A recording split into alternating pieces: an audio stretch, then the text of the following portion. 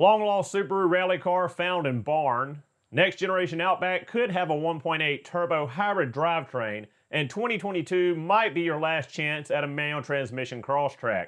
All that and more ahead on Subaru News.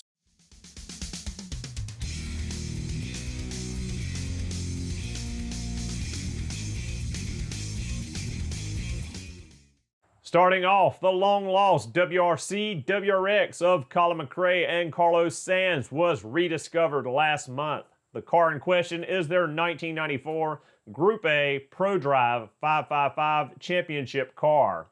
This car was retired in 1996 from competition and has changed hands 3 times since then.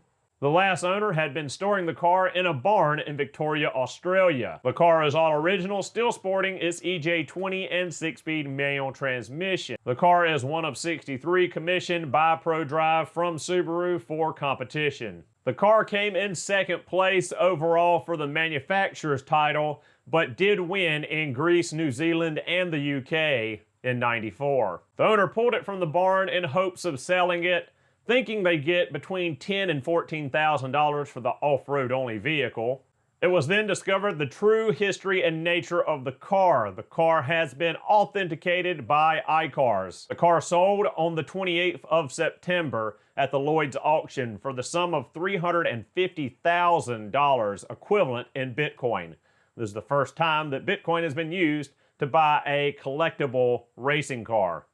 Just makes you think, how many cars did this guy have to forget that he had Colin McRae and Carlos Sainz championship car stuck out in his barn? How do you forget owning such a piece of rally history? Kind of crazy to think about. The next generation of Subaru Outback could see the addition of a 1.8 turbo hybrid drivetrain. This new generation of Outback is set to launch on model year 2025. This 1.8 turbo engine was recently developed for the second generation of the Subaru Lavorge. This engine will be available in the Japanese market for model year 2022 Outbacks and Forester Sports. This 1.8 turbo produces 175 horsepower and 221 foot-pounds of torque. Subaru is looking to maximize MPGs like other manufacturers currently, doing so with smaller displacement engines using turbocharging.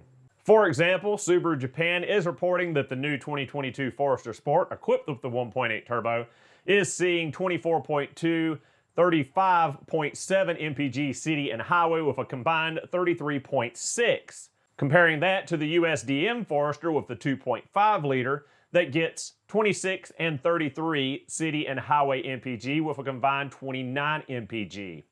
Subaru expects to see similar mileage improvements when put into the Outback chassis. Subaru announced last year they have a target of 40% global sales with some form of hybridized or electric powertrain by the middle of 2025-2030. Subaru will be utilizing Toyota's hybrid technology to accomplish this goal. The 1.8 turbo likely will be replacing the 2.5 liter drivetrain in the next generation base and premium Outbacks.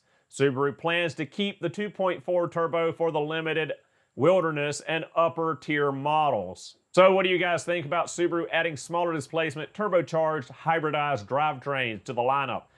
Is the reward worth the complexity and likely increase in maintenance and repair cost?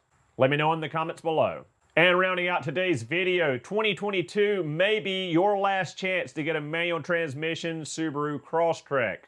The EPA has leaked the fuel economy ratings for the new 2022 Crosstrek before Subaru of America's official announcement on this model year. This data shows us that the 6-speed manual transmission is still available for model year 2022 Crosstrek models. Current data shows that only about 1.2% of all auto sales in North America are to manual transmission vehicles. The data shows that in Canada, 14.4% of new Imprezas and 10.1% of new Crosstreks are being purchased with manual. The numbers for the US market are much less, with only about 6% of Crosstreks being manual transmission equipped. This means that 94% of all new Crosstrek models sold in the US are CVT equipped. Subaru is looking to phase out the manual transmission option for several reasons. First off, the low sales numbers for the manual transmission equipped cars. People aren't purchasing them, they're not ordering them, and it makes manufacturing these vehicles more complex by offering two different drivetrains. By going to all CVT, like they have on the Outback, Legacy, and Ascent model, they will cut their production cost by having one standardized drivetrain throughout the whole range. The second reason is fuel economy. The 6-speed manual transmission equipped 2-liter Crosstrek averages 29 city highway MPG with a combined 25 MPG. When looking at the CVT equipped 2-liter Crosstrek, that averages 33 MPG with a combined 30 MPG. Now, some will argue that they can get better gas mileage with a manual transmission than a CVT, but this is just based off of Subaru and the EPA's testing numbers.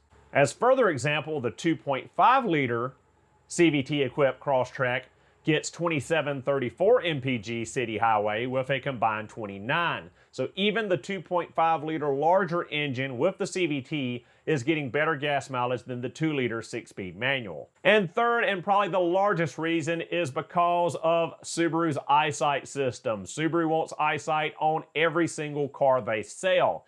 But due to the fact that it does not work currently with the manual transmission, and Subaru is not going to invest the money to adapt EyeSight to work with manual transmission cars, they want the manual transmission gone and CVTs only. So with all of that bearing down against the manual transmission option, its time is limited. If you want a manual transmission Crosstrek, 2022 model year might be your last chance at getting one. What do you guys think? Do you think that Subaru should continue to have the option of the 6-speed manual? I know a lot of you guys like to shift your own gears, me included, but some days it's just nice to get in, throw it in drive and go, especially when traffic's involved. I know a lot of people don't like the CVT that Subaru has. They're not fond of the Lineartronic. I personally am not a huge fan of it, but I have a 2013 Crosstrek, as most of you viewers know, and have had no issues out of it, even with 216,000 miles on it currently. On the original CVT, no replacement, only a valve body issue at 171,000 miles. These transmissions can be very reliable, but I think that Subaru's own maintenance schedule is what hinders their reliability. What do you guys think? Let me know in the comments below. Thank you so much for watching. Hope you enjoyed the video, and I will see you all in the next one.